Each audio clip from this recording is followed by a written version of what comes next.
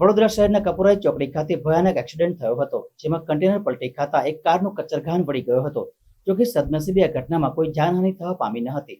વડોદરાની કપુરાઈ ચોકડી પાસે ભયાનક એક્સિડન્ટની ઘટના સામે આવી હતી. આ ઘટનામાં કન્ટેનર પલટી ખાઈ જતા આખી કાર ચગદાઈ ગઈ હતી. સદનસીબે કારમાં બેઠેલા 4 લોકોનો બચાવ થયો હતો. માત્ર ચાલકના માથે જ સામાન્ય ઈજા થઈ હોવાનું સામે આવ્યું છે.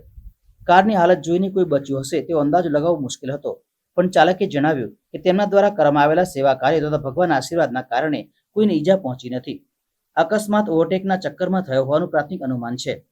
વડોદરા પાસે આવેલ કપુરાઈ ચોકડી પાસે ગમખ્વાર અકસ્માતની ઘટના સામે આવી છે.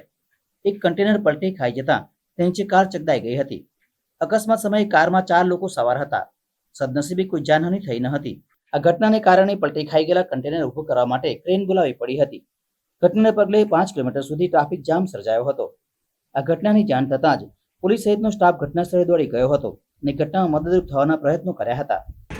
અમારી જે ગાડી ચાલી રહી હતી અને બાજુમાં જે ગાડી ચાલતી હતી, હવે એને બાજુમાં જે ભાવ કરી અને એને બચાવવા માટે અમે સ્લો મારી અને એને સ્લો મારી, નહીં તો ગાડી વહી ગઈ છે.